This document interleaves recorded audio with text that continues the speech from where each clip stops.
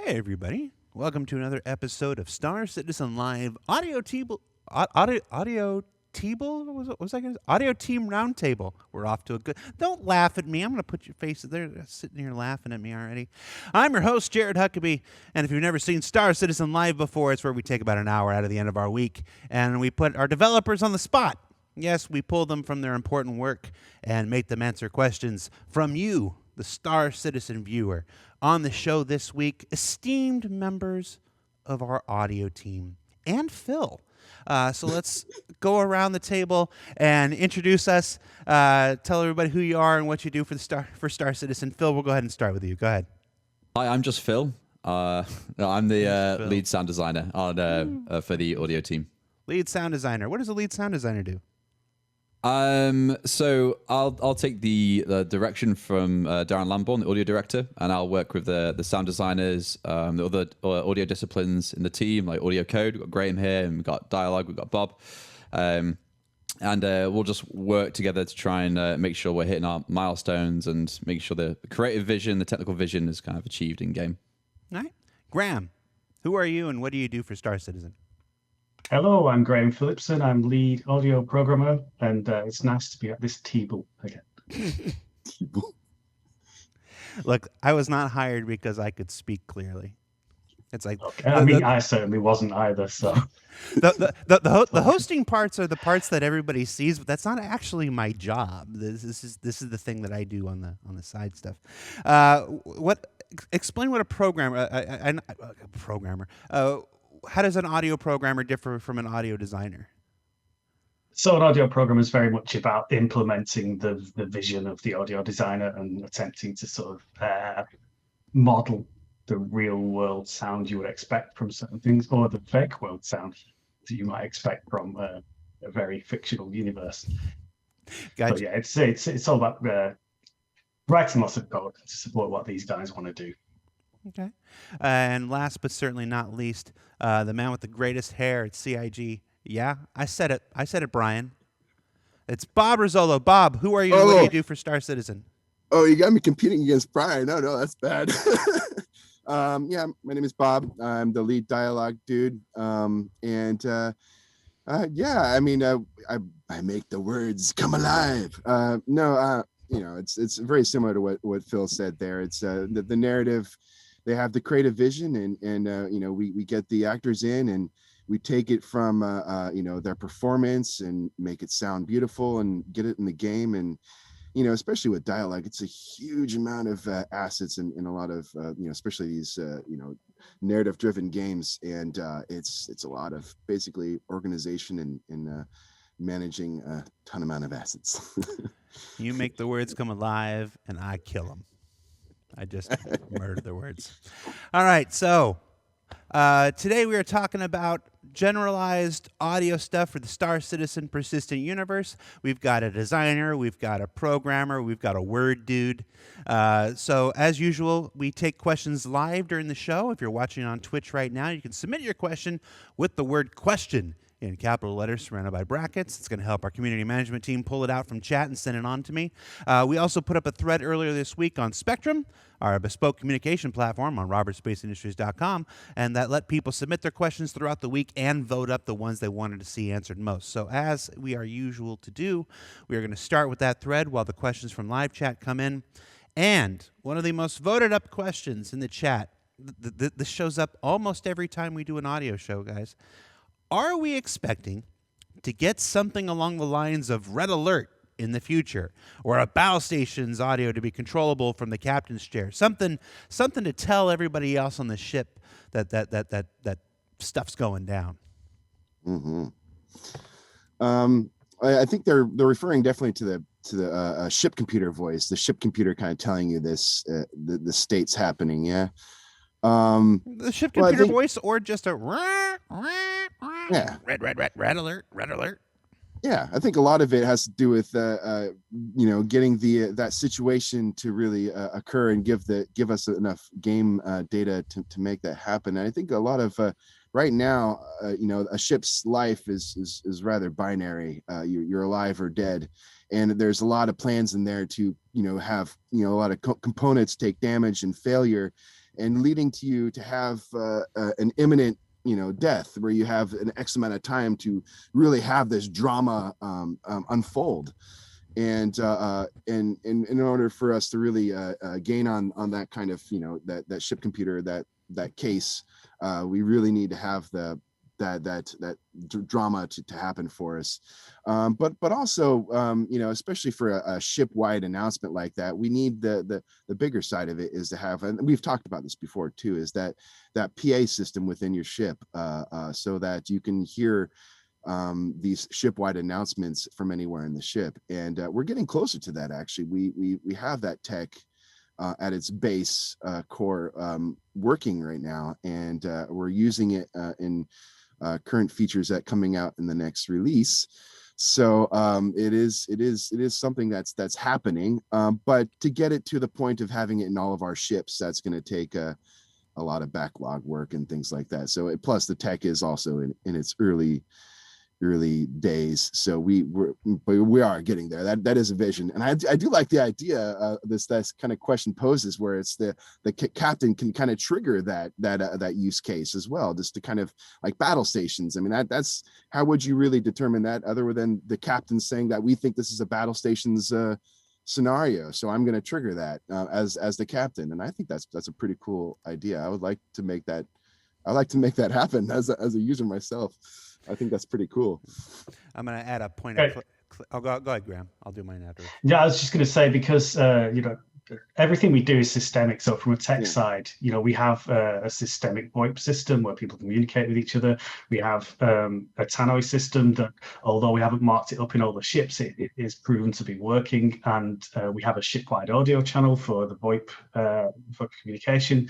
So it's not a massive leap to then say, let's stick a microphone on the captain's seat and then give you a button you can press, and then you can talk to the tannoy system. It's because everything's systemic, there's not a great deal of work involved in doing that from a tech perspective. There is a huge amount of markup required in terms of making sure that the tannoy reaches every extent of the ship and things like that. So it's definitely it's a great idea. I love the idea. And if you're talking about having a player drive it, a player sets the alert state and a player talks to the rest of the ship, then it doesn't sound like a huge amount of a huge leap from where we are right now in terms of tech. But obviously, we'd have a huge amount of design and work to follow up with. Yeah. And I do want to follow up when Bob said that some part of it's coming in the next patch. He's not talking about the player implemented part. It's a part that we're using. Yeah. That we're not going to tell you about yet. You'll discover it yourself. So just before the summaries go out there and be like, Bob said it's coming next patch. Let's see, what do we got next? I don't remember which show, ISC or QA perhaps, that this was mentioned, but the devs talked about ray tracing being used for proper audio directions. For example, if someone walks to the other side of the wall, you'll hear the sound come from the window or door instead of through the wall. Can you give us an update on this tech? I certainly can, because I'm currently working on it. So right now, I'm working on some additions to the room system in the game, which are, those additions are not specific to audio. They're going to underpin how this audio propagation is going to work, but they're going to be used by other systems too. The AI team's interested in what I'm doing, and there are other systems that would definitely benefit from this thing. But I'm in the process of making it possible to efficiently traverse through our room system. And by efficiently, I mean, I'm talking sort of thousands of queries per game frame, so that we can, we can make sure all the audio knows which path it should be taking, and then also we can help to inform the direction that AI should be taking to find a particular room and things like this. So it's got a long way to go. I'm not going to say anything about when it's going to finally make it into the game, but I am actively working on it, and it is my #1 priority right now. So obviously your priorities shift all the time, but this is very much in progress. And I personally, I think this is one of the biggest things I want to see in the game from my own perspective. So I'm really pushing hard to get this working. Love seeing that 1,000-yard development stare in times when it says priority shift sometimes in game development. But it is right now, it's my #1 priority. Game development, man. The only constant is change. Let's see what's next. Let's look for in the chat here. Are there any updates for updating surround sound into the game?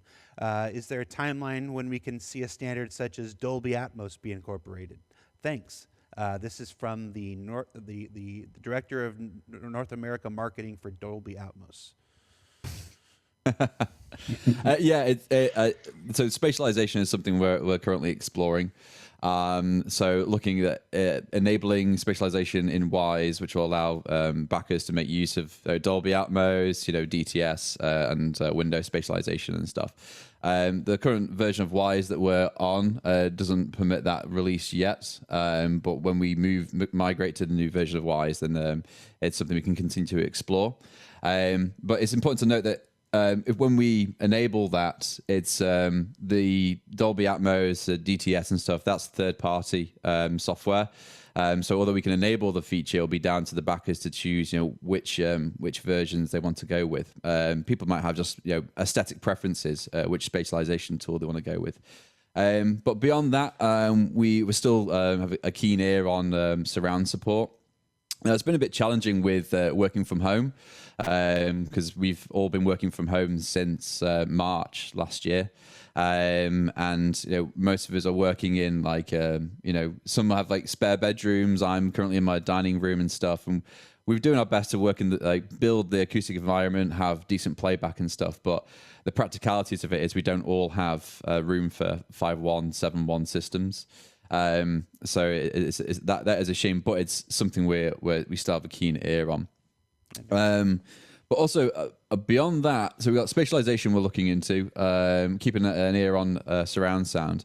But we're also having a focus on fake HRTF, which is a head-related transfer function. A couple of our really talented sound designers like Fran Delpierre and Adi Kelch, they're really spearheading looking into attenuating sound based on the position of the emitter relative to the player. So what head-related transfer function is things sound differently depending on where they are around you. If they're in front of you, behind you, above you, below you, the ear it attenuates the sound slightly differently. And we're looking to, in simplistic ways, try and telegraph that to the player. So when you're in a dogfight, for instance, you can kind of hear the sound changing and you can learn that, hey, that's above me, that's below me, because we're not just dealing with a flat plane like an FPS where things are in front of you or behind you, or slightly above or slightly below. If you're in a 3D space, in a dogfight in space, then everything could be on all axes at the same time.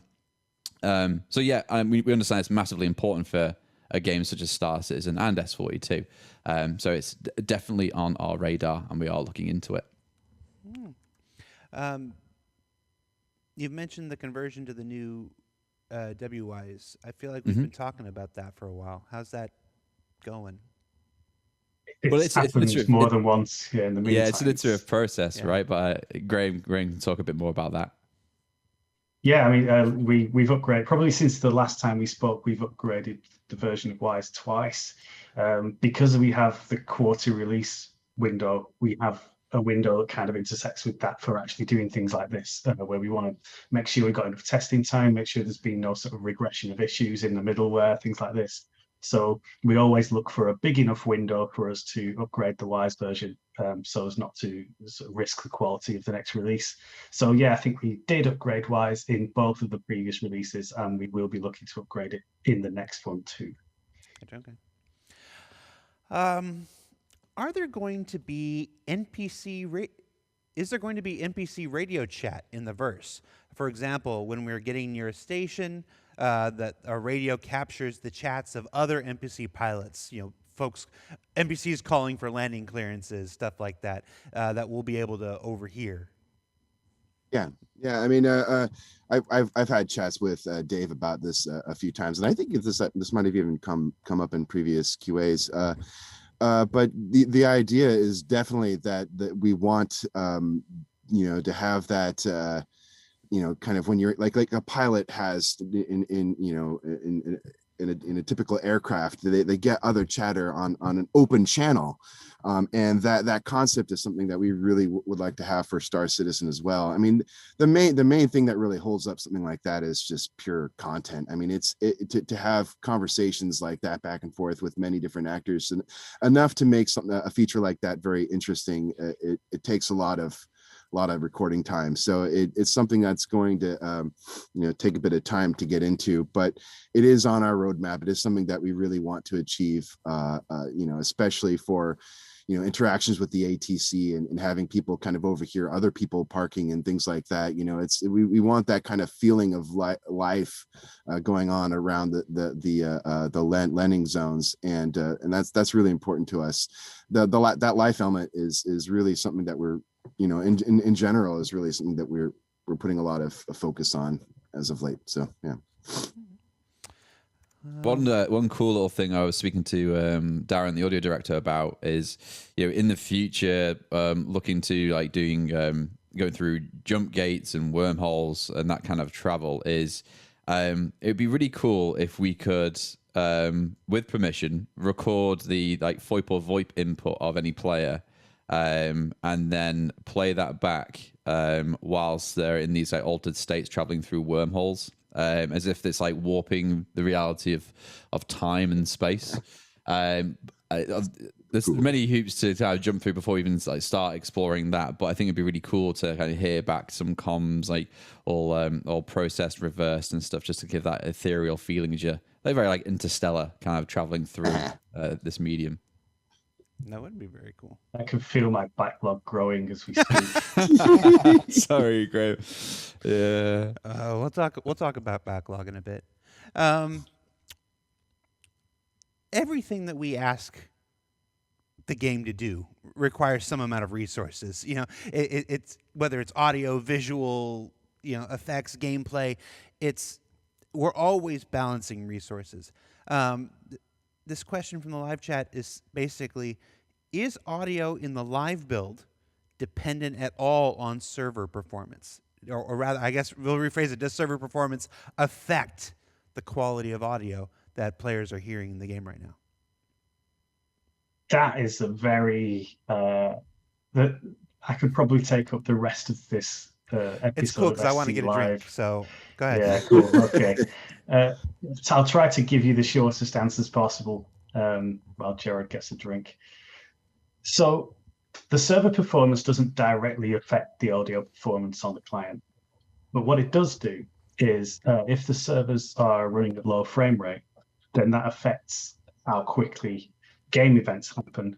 And most of what we do as audio tech is hanging off the end of a game event.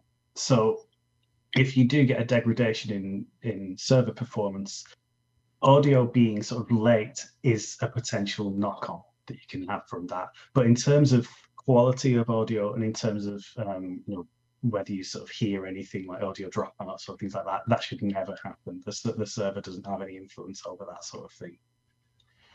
That's the shortest answer I could manage for them. All right, we'll allow it. What's the approach when you design the engine sounds of a ship of a particular manufacturer? Well, I'll take that one then. So what we'll do is we'll look at the manufacturer and see what the kind of the brief is about those. Like, are they aligned with military? They're more aligned with alien tech. Are they cheaply made? Are they well made? Then we'll look at the ship specifically. Is it a fighter? A hauler? Is it meant to be focused on mining? Anything in particular to that? Then we'll have like a creative kickoff and pull in references from other ships that we have and see where there's any parity and stuff. And then we'll kind of generate a style guide and then start generating source, look at references, and then start to implement them and then tune them in game. So we'll get them in Wise because a lot of the sound effects only really come together at runtime in the ship. So when you're flying a ship, it's kind of like you're playing like a musical instrument in a way, because we'll implement all these different layers and one shots, but it's actually the ship's movement and input that actually triggers all these. And we have different RTPCs that will attenuate sounds in pitch, in volume, high pass, low pass, and effect, based on the action, the input from the ship. So as a high level, we go, this manufacturer typically does military ships, so everything sounds really robust and aggressive. And this ship is like a fighter, so everything needs to be sleek and fast and not too bulky. And then start tailoring the sounds to that. And that doesn't just specifically mean pertain to thrusters. That could be anything like moving parts, ambiances, any kind of component work and stuff like that. We want to try and establish like a brand identity for each manufacturer, and then with each category of ship, make sure it sounds appropriate. So you've not got a fighter that sounds like, a giant whale of a cargo ship and vice versa. All right. Bob, I think this one's right up your alley here. Has there been any consideration of adding background conversations, doesn't need to be understandable, to help increase the realism of crowds of AI? Right now, when you go to a space populated with multiple AI, like a spaceport at New Babbage or exposition halls during shows, there is no sound from the AI characters talking to each other, and it seems unrealistic. Talk to us about Walla. Yeah. Well, yeah, the indiscernible dialogue that kind of question really alludes to is Walla, but in general, liveliness kind of comes from having lots of layers. You have a background and a foreground and a middle ground, and or even more than just those 3 layers for dialogue, and it's a little bit more complicated than you kind of might think. In general, the Walla, as it would sit, is a very static looping bed. And and it doesn't really do much to help sell when the population of a room changes, if it grows or decreases, or if the mood changes, or if the player has an impact on the mood, and pulls out a gun in a crowd and starts firing out, don't do that. But if that were to happen, the crowd would change, and you would want that to kind of to hear that. So it's quite a more impactful system, and we actually have a real goal to really achieve this, and we want to do a dynamic Walla system that actually really accounts for players coming and going, the size of the population, what the even kind of the economic status of what the population would be, or their mood, and how things change like that. And that's something that's really heavy on our radar. But that's even just the Walla. That's just the background. We want to, we have the foreground, which I think they're also kind of alluding to in this conversation too, of actually seeing players having a conversation. And a lot of that is very dependent on behavior and AI behavior. And again, alluding back to what I said before about, conversation trees and like that chatter, that's a lot of content, with a lot of actors, and, but mainly, especially that it depends on behavior and acknowledging those 2 characters, acknowledging that they're in a shared conversation, that one person said this topic and now I need to comment on something that makes sense from that topic, and then they want to rebuttal after that, and you want to have like some kind of at least a 3-way back and forth of a conversation, and that takes a lot of effort, and it's a lot more complex than you might think. And then that again is just the foreground, and so then you have the background needing this system, the foreground needing its system, and then well, what do you do about kind of gluing those 2 together? And this is something that we've been really trying to achieve more recently, because it's like a kind of a filmic kind of thing where you're trying to showcase sound unseen. And so it's not, we don't really want to allude that there are people actually talking right there with you, or whatnot, but we want to hear that there's conversations coming about you that's not part of that static bed. And so we kind of have this it doesn't call out to you, but it doesn't kind of wash away. It's just kind of, it adds like a pepper and some spice to what would be an otherwise static kind of bland bed. And that's what you've seen it in the cargo and refinery decks. You're gonna see it in our new location for Orison. we're trying to achieve a bit more of that, and it's going to kind of help glue some of the stuff together while we still really need to put a lot of effort into these systems that are a bit more complicated than you might think. So, but it's definitely heavy on our minds right now, because that's like a big thing for us, is feeling that life in a space. Even if we don't have the tech or ability yet to do that, we want to try to achieve it in any way that we can, and even in the interim. So we're doing our best. Yeah, just to add, on the end of that, the reason these things take time is because we try to do everything systemically. We try to solve the problem for the whole picture, rather than solving specific cases by adding beds that suit a particular area. And that could mean that when the tech's not ready yet, certain areas, like you mentioned in the question, can feel a little bit like they're lacking some life and some color. But what we're looking to do to solve that is not to just artificially throw that life and color in, but it's to throw in a system that allows us to color whatever space it might be. So it's not just about wallet, it's not just even about characters. It might be that you could walk into a room full of, say, hospital beds, and we could have a system that allows us to recognize that there's a lot of hospital beds in this room, and gives it that kind of calm audio background that a hospital room has, because it's found all these objects in it, and this kind of idea. So we're looking to make a system that basically allows us to color every part of the universe. We've got to work at scale, and one of our buzzwords is bespoke, but a lot of times we try to avoid a bespoke solution. You don't want one solution for the hospital, and one solution for the convention hall, and one solution for the space station. So that you need something that can hit everything all at once, so that we can so that when we keep adding these new locations, these new star systems, these new things, that we don't have to keep doing the same work over and over again. It's just tweaking variables. And again, looking at that big picture of content, it's like we try to get a little bit at a time. We're getting this content that's going to take a long time to get. We are getting it a little bit at a time, and it just takes a lot of time for that, for getting those kind of big dialogue trees going. It's hard. We can be as impatient as anybody sometimes. We want it just as much as anybody else.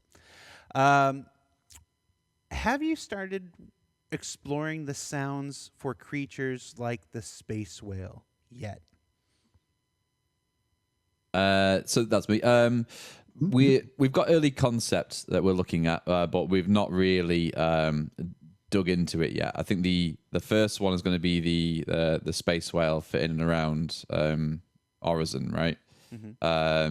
So that's going to be really interesting, because it will be a big collaboration between sound design and dialogue design and code, because we're like, we need this to make a sound. Can you build us implementation so we can hook into it? And then speaking with Bob, and it's like, what is our baseline for creature sounds? Like, how big are they going to be? Like, what are they going to sound like?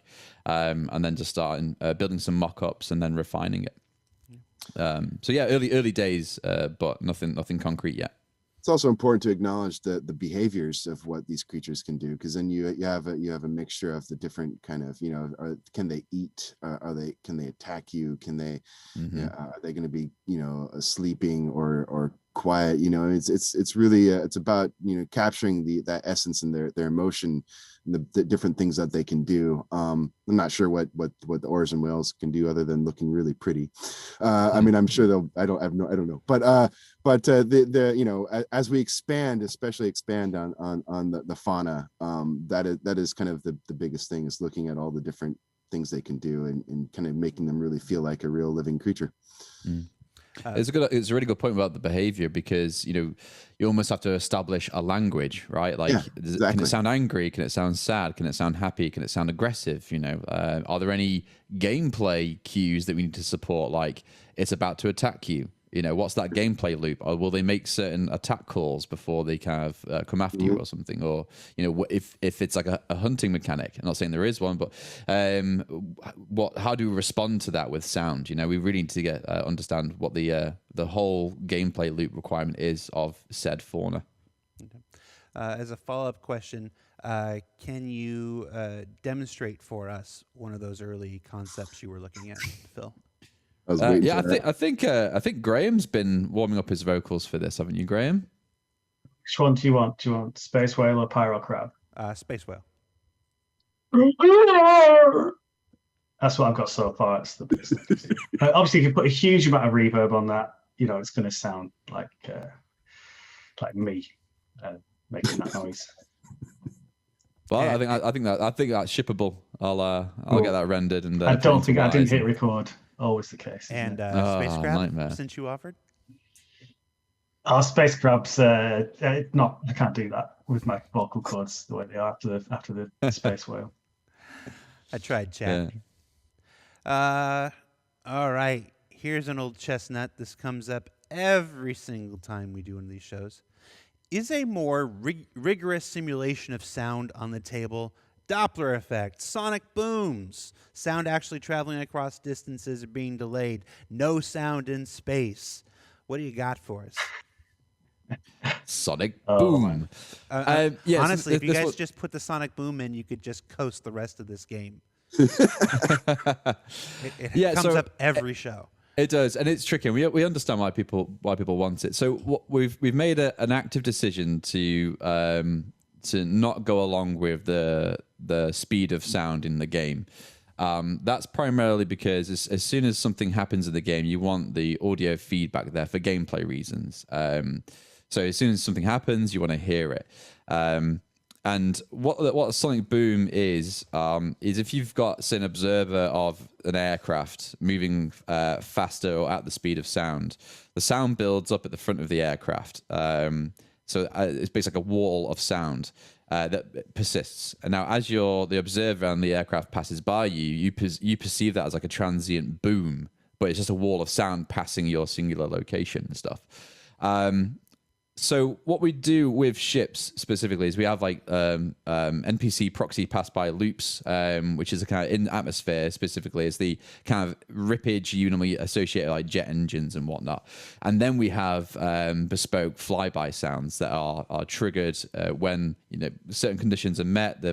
The ship is moving at a certain speed. It'll vary which flyby sound it plays, and then how close it is to the player. Now, to scratch that itch for sonic booms, we currently have quite heavily designed flyby sound effects that are quite sci-fi. Now, for in-atmospheric flight, what we could do is look to introduce more kind of a typical sonic boom elements in these pass-bys. So there'd be a bigger delineation between a pass-by in space versus a pass-by in an atmosphere. Just to give that kind of that feel of boom, but we don't typically honor the speed of sound because that would be massively expensive to calculate one. But that's not saying it's completely off the table because we might play with it creatively. If there are certain contexts where you want that delay between visual and sonics just for an impact, say if it's in the cutscene or something, so we are aware of the mechanic. It's just it's something we try and move away from gameplay wise.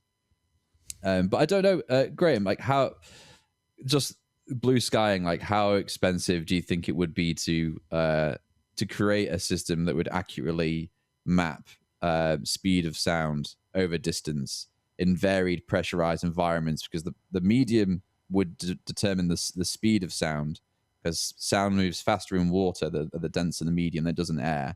And then you have to, given the different atmospheric pressures of the different planets and the how thick the atmosphere is at different altitudes, it'd be and then quite... send it out to 100 different clients. At various points on the planet.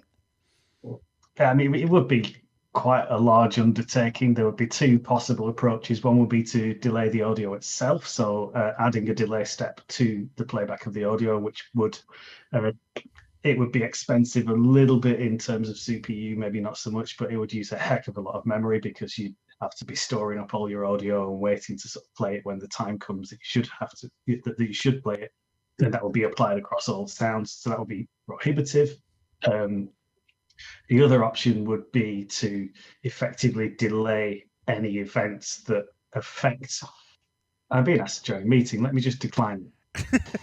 This is the problem with us being at home and doing everything on our PCs. It's just the kickoff that I've just invited you to for the fleshing out the speed of sound. Oh, thanks, There we Matt. go. Yeah, appreciate it.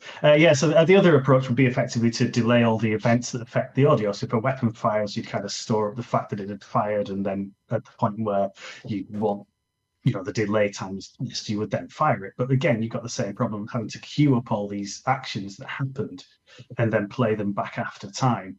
And it would just be a hugely sort of complex undertaking.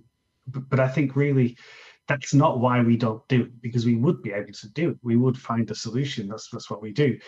I think the big problem goes back to what Phil mentioned earlier in this call, which is that for gameplay reasons, it doesn't make sense. Like if somebody's firing at you, you want to know. If audio is the thing that tells you that somebody's firing a weapon at you, you want to know straight away. You want to know that you've got time to spin around and see who it is. And if you have real speed of sound delay, you can be dead before you hear the shot. And that doesn't make for a fun game. It might for some people. Some people might be big fans of sort of sniper games and things like this. But this, our game does a lot of things, and to focus on that style of gameplay, I think would probably be wrong. Everybody else in the company working to make things more performative and more faster on the audio team here, trying to slow everything down. Yeah. Gosh, it has to be a carrot question.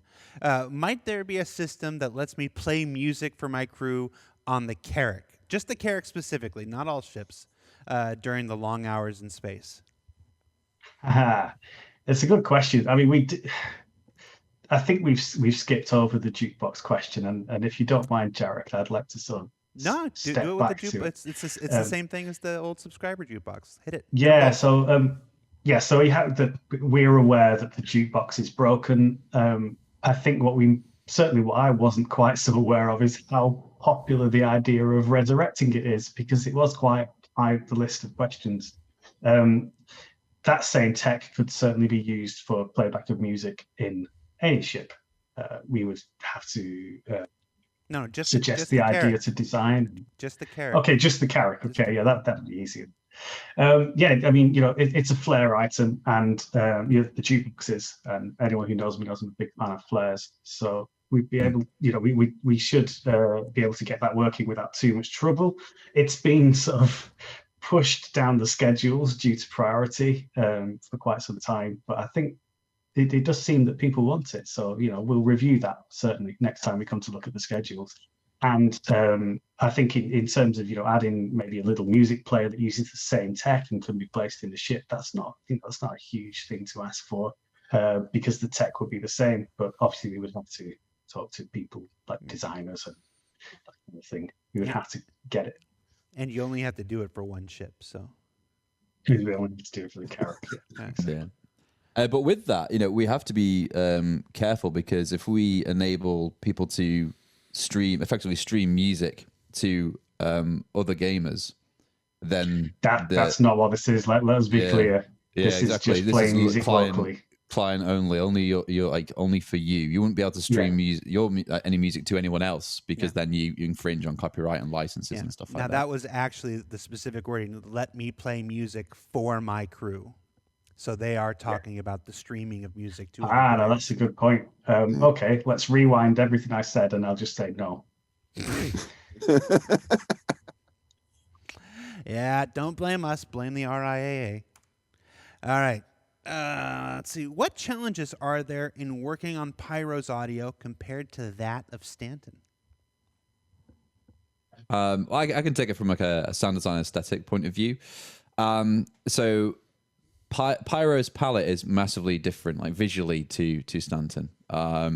So it's a lot more turbulent, and with that are going to come unique challenges. Like the planet's going to be different, the moon's going to be different, have a completely different vibe. So if you've got a Stanton palette and you've got a Pyro palette, they're in themselves their own beasts, and then you establish like, what does Stanton feel like? What does it embody? What do you want to sound like? And then same with Pyro, and then filter that down, similar to the ship thing, right? You build like a style guide of what you want Pyro to sound like. Do you want to sound dangerous and foreboding, and then how do we filter that down and realize that on this particular planet or this particular planet, and then taking some specifics from each of those. It's going to be, it's a load of fun because there's quite a lot to work with, and we've learned a lot working on Stanton. So the pyro stuff is it's really nice to get our teeth into, but it's new uncharted territory. The tech and tools have improved and grown in scope since I started on the project and working on Stanton. I think the actual ability to put sounds in and tailor them to the experience is much improved. We have a greater deal of fidelity, but I think the main challenge is really having that feel shift between Stanton and Pyro. So when you're in Pyro, anywhere in Pyro, space traversal or actually on planet, you feel like you're in that system versus Stanton. So hopefully we can achieve that. I wanted to add too that there's a discipline here that's kind of missing some representation. Music, well, I think will have a really big impact on selling the emotional aspect of where you're being from either Stanton or Pyro. And that's a very critical element when feeling out a different space. So in a lot of cases, it's meant to not be very obvious either, the way music affects you in that kind of sense. So, but for sure, Oh, yeah. Have you heard anything from Pedro on Pyro yet? No, we're not engaging music on Pyro yet because we've got other priorities, shifting priorities. Jared. But that'll be a big undertaking because Stanton's been all consuming, right, for the project, and Pyro is a huge shift, working on a completely new system, and it's going to be a lot of fun working with Pedro, fleshing out the music for that. I was gonna say he usually sends me the early stuff first, to get my opinion. I'm like, he hasn't sent me anything yet, so I was gonna be disappointed if you guys had heard things and I hadn't yet. Will the Wilheim scream appear in Star Citizen or Squadron 42? Maybe it's already in there. Oh no, it's not. Absolutely not. No. We understand it's a trope and stuff, but essentially it's a joke of the sound designer from Star Wars, Ben Burt, was putting it in, and then it was an in-joke of him putting it in a lot of films, and it being just recognizable. But it's a lot of people do it, but if you're aware of it, you'll be in the experience, watching the film or playing the game and stuff. And as soon as you hear it, you're just taken out of the experience. Immersion's kind of broken because you hear this sound effect this dialogue asset that's been in so many other things. So I don't think it would find a place in either of the projects. But dialogue, it's Bob's domain. Maybe he really wants it, and we can duke it out. We're waiting for Gotta give him hope, Phil. We're waiting for the Huckabee screen to be delivered that we can use that instead. For a second, I considered doing it, and I'm not going to do it. Pause there. I'm like, being a gas giant, and as such, unlike any other planetary body in the PU, is Crusader getting particularly different sounds, such as there being no ground, sand, foliage, and so on? Yeah, so looking at Crusader and Horizon, the landing location like Sky City, we've obviously been syncing with art really, really closely. And wind is going to be a big hero character of that location. So yeah, we have wind and weather and stuff in other locations, but we'll be spending particular attention on crafting the wind and the ambience of that location to make it sound good. Wind is essentially just shaped broadband noise, so it's going to be slightly challenging, but there's the actual landing location itself to tie into, and that's going to have a lot of opportunities to have nice audio tidbits. But regards to the Crusader, the planet, with it being a gas giant, I think one thing we can really play with is the idea of pressure. Now, we don't want audio to be driving gameplay decisions and features and stuff. But what I'd like to explore is the idea of pressure on the ship and then the audio feedback you would get regardless of atmospheric pressure. Because you'll never be able to get to, there is no surface to get to, but the further down you go, the more pressure you'll be taking on the hull of your ship. Think like a submarine underwater and how they can creak and groan, all that kind of stuff. So I think it will provide some opportunities for how the environment of Crusader can affect the likes of the ship and whatnot. Cool. I'm hoping we'll see some contrast to the inside and outside too, right, Phil? I mean, you have to think about the outside being so windy, but then the inside being nice and calm and serene. You get a bit more sharper contrast between the indoor outdoor space. Get that juxtaposition from being inside, being sheltered, and then being out on the kind of open gantries and stuff. And with Horizon specifically, it's making sure that the different districts, the different areas have their own kind of feel as well. They're all in the same environment, being up in the sky, but it's making sure that each one has a different feel, and maybe each one deals with the wind slightly differently. If there's a more business functional area, then it's making sure that everything just sounds functional. They're not trying to make the external traversal pleasing, whereas like the communal area or where the shops are and stuff like that, making sure that it's they're protecting their the people on foot. Got a follow-up question to our space crab and space whale question here. How will you create the sounds of the creatures in the verse? Will you just modify the sound of Earth animals, or do you create them from zero? Taking all our secrets. I don't know. Bob, do you want to talk about some dialogue design stuff, or I can approach it from some sound effects stuff? I mean, the idea behind it, in general, though, is finding like sounds, and you can take a real Earth animal, or even use your human voice to create a base of something, and then having like sounds and processes and working with that to create something new. Is kind of the key there. I mean, but you don't have to start with a real animal source to get a real feeling of a being. It's just it's a matter of how that sound interacts, or how you can play with that sound to make it sound like a living being. So and that's what's really special about sound design or creature design in general. It can really come from any kind of source, and whatnot, but it's just about what's the palette that you're looking, or what's the sound, or what's their function, that really kind of sets you up with what's your source really. Okay. Yeah, you can do a lot. So one technique that's used is dinosaurs, kind of birds and stuff. You slow them right down. So if you record at a high enough sample rate, so you record at 192 kilohertz, you can really slow that down, and you don't lose fidelity of the information. So you can take like a tweet from a bird and pitch it right down to make it sound like a behemoth, kind of like Stegosaurus or something.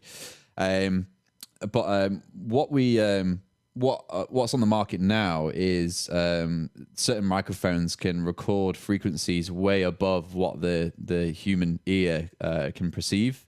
So we can hear up to about 20,000 hertz, but there are microphones that can record like up to 90,000, 100,000. So it's audio content that we can't even perceive. Now, if you record at 192. And then above the 20k range, so you're recording at say 100k, and then you pitch all that stuff down, you're moving stuff down that is unperceivable to the human ear into the audible range, and it's also at a high fidelity because of the sample rate. So you could take a bird recording, a walrus, a horse, and you could pitch it down. You hear all this hidden content that is out there in the world, but you just can't perceive it. So you can draw upon that for sure.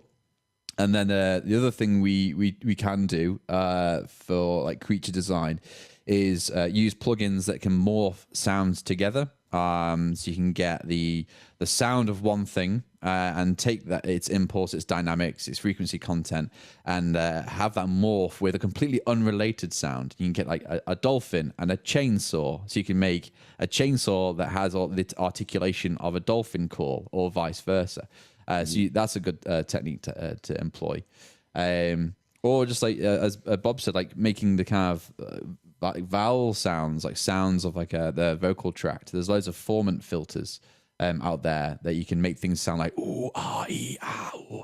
You know, that really grounds sounds in some kind of creature, because it's all relatable, right? All these vowel formants that we all make, and that's a trick that we do for wind. If you want wind to sound creepy or ominous, you'd put an element through a formant filter. So as you walk past a door, it's like ooh, you go, that's creepy. And then not going in there. No, thank you. But yeah, so there's loads of techniques we can do, and it's going to be, creature design is really fun. And you'll come up with some absolutely ridiculous results, and that's part of the fun. So yeah, looking forward to that. If there's not a ship in the verse named Dolphin Chainsaw within the next 10 minutes, I'm going to be disappointed. Also, epic. Bird I might grab that. Verse. Usually I'm against this, but somebody got to Reddit and create a thread that says that Phil confirmed Dolphin Chainsaw for Star Citizen today. Absolutely. Just so I can get the email from Chris. It's the parasite docking creature for the space whale. That's what it is. Any audio Easter eggs you can tell us about? Yeah, unfortunately, we're a little light on that. I'd love to put more in. Stupid focusing on real work. Yeah, so with the shifting priorities, Jared, it's quite hard sometimes to. Basically, we're focusing on getting the work for releases done, focus on getting Squadron work done and stuff. There was an Easter egg in ages ago. There was the grey cat buggy that you can drive around the hangars and stuff, right. And as a laugh, we replaced the horn with like a foghorn. Right. So rather than a beep beep, it was like a horn. But that was years ago now. But yeah, no, I'm all up for Easter eggs. So when we start getting around to like polishing things, and finalizing things out, then I'll be within reason and not doing anything I'm not meant to be. I'll happily put some stuff in there. Okay. Graham. Voip. Yes. That's it. That's just the question. Voip. Okay. I have the question in front of me. And Voip is less than perfectly reliable in my experience for party chat. And even in my own home, the 3 Star Citizen players use Discord instead. When can we expect a bit of love for this important subsystem? I'd like to discover that can other people hear me, and am I not hearing other people quickly and easily for now at least? So the good news is that when you can expect a bit of love for this important subsystem is in the quarter that just ended, because we've been working on it all the way through since the beginning of the year, trying to improve all the stability, get rid of all the connection issues that we've had. And all that is now going to be in the next release. All that work is already submitted. Obviously, we have to wait until that build goes out to know just how much we've achieved. But I am very confident that you're going to find that the VoIP stability is way better than it ever was. We are aiming, if we find any more issues, we'll be jumping straight on them, because we are aiming for this to be 100% reliable. We want people using this feature. We've put a lot of work into it, and it's so important for us that people use that system that we've put so much work into. So yeah, we've done a lot of work on it, and we would love to hear your feedback. Send your letters to Graham Philipson, care of Cloud Imperium Games UK, Winslow. I don't actually understand how UK addresses work. I was going to make an address up. Your addresses are so different than the US addresses. I'm just. At least we've got our dates the right way around, though. I actually do prefer the European way of writing dates. So you mean the correct way? Yeah. I also like metric systems. So go. No. To me, the only correct way is year, month, day, because that To makes be fair, sense. since I According like to seconded data. and worked on dialogue with you, Bob, like all of my files, all of my archives, they do the year first, then the month, then and the day. Oh, is that not what we're It talking makes about? I do sense. year, month, date. Is that not what we're talking about? Oh, well, because obviously we have studios here in the UK, we have studios in the US and stuff. But sometimes you get a date which is the day and the month are interchangeable. I think what I see from the US, they put the month first, then the day, then the year. And over here, it's always day, month, year. Oh, you do day I got first 2 digits of the year, No. then the day, No. then the month, and then the last 2 digits It's of the all year. 4 digits of the year, then 2 digits of the month, 2 digits of the day. That's the way to do it. When you're deving and working, 422. that's really useful. But if you wrote the date like that in the general societal world, you might confuse people. That's why I'm still single. All right. I bet chat loved that diversion. Cyberpunk introduced completely new bands to fit in this kind of genre, like Samurai. I already know that there's a metal band called Clover in Star Citizen. Will we ever hear official tracks from the fictional bands in Star Citizen in the persistent universe? So with this, I think it would come down to syncing with narrative and with Bob, because if they're writing lyrics, presumably going to have to be in lore, right, and appropriate. But what is challenging on the music side, because we have composers, we have Pedro on the PU, and we have Jeff on S42, and we do compose some music internally. It's really trying to establish what music would sound like in lore, like in the verse, that far in the future. Like if you were to put some AC/DC kind of rock in the game, it would be out of place. So if we do start to flesh out more like diegetic music, which is music from in the world, it's always got to have this sci-fi take on it and make sure it sits well in the setting. But yeah, I'll defer to Bob about how you'd engage with narrative and kind of kick off that process. Yeah, I mean, yeah, because I know of a little bit that we've done, but that's for Squadron, so I can't talk about that.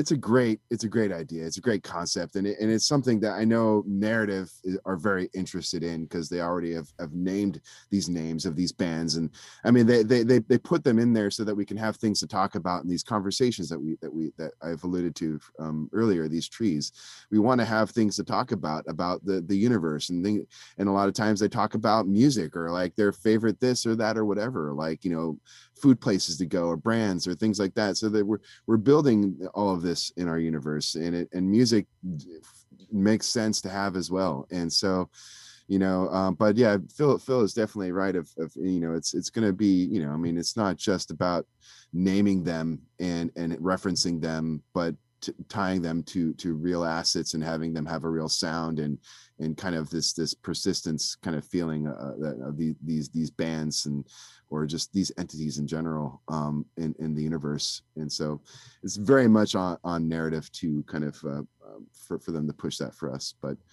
we will definitely build a relationship to I think having more music identified like that is pretty cool. So I'd like to push it. If you're challenging the narrative team to start coming up with bands so that you just created yourself a whole bunch of work, they will absolutely do it. Okay.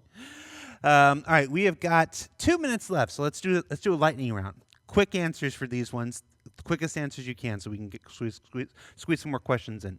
I remember a time ago it was said that debris of an exploding ship could be heard when they hit our hull. Anything you have to tell us? Yeah, so on the back of an explosion, there are several different variants of debris triggered if you're in close proximity to the explosion. And VFX are working on more physicalized particles hitting your ship. So we'll be putting sound to those. Cool. The sound of quantum travel when a ship is arriving at your location sounds odd and unrealistic. Any plans to change or improve that soon? Yeah, so QT stuff is kind of is slightly legacy, and the QT mechanic has increased in scope since our first pass of it. So we do try and tackle these things in tech debt. So it's on our radar. It's something we'll look to do. Yeah. What's the tonk sound like? Epic. Tonk tonk. Let's see. Voice commands for communicating with the ship, like our own version of voice attack or whatever. Yeah, I mean, it's in Sorry, sorry, Bob. No, it's no, in the good. backlog. It's in the backlog and consistently 2 years out from being started work on. Geez, yeah. I mean, I will say that it is I mean, as a player myself, that is like one of my biggest dreams, to be able to walk around and speak into like the Voip, speak into the mic, and have an NPC acknowledge me, and actually have them ask me a question, maybe yes or no question, even simply, and I say yes, and then he acknowledges that, and like, how flippin' cool would that be? I mean, that's all of our dreams, at least. I mean, for I think on the audio team, everyone I've talked to, we all feel the same way about it. It's a huge thing. So Any updates on text to speech system? Yeah, I mean, that's moving along. We're setting up some research in this quarter, even to kind of push forward on it. But roadmap, priorities. But it is definitely something that we see as a really important feature for us to get in. So it's coming. Okay. And lastly, what does the Hercules sound like? Epic. No, that sounds great. We've actually spent a long time going through not only the thrusters and all the cool stuff, but the interior ambiances, because it's a huge ship, and there's so much interdependence between what the ship is doing and the audio feedback you get from like components, words, and whines and ambiances and stuff like that. So it's going to sound really fitting for the size of it, and it's one of the largest ships we worked on for a little while. So we hope that you're going to be happy with it. Cool. That's it. That's our show. Everybody, thank you so much for being here on the show with us this week. We are going to throw the what is it called? It's called a raid to. Who are we raiding, Tyler? Meyer. All right. We're raiding Meyer. He's got a nice hat. No, Meyer's cool. Meyer is a longtime volunteer. Anytime we got events in the EU, Meyer is always there helping out. So throw the raid over to Meyer. Say hi. Ask him where he got his hat. For Star Citizen Live, I'm Jared. That's Bob. That's Phil. That's Graham. We'll see you next week, everybody. Take care. Bye. Bye. Bob's done exactly what he did last time and dropped the call immediately. I love you, Meyer. I want a hat. Where's my hat? Yeah, where's my hat? Send us a hat.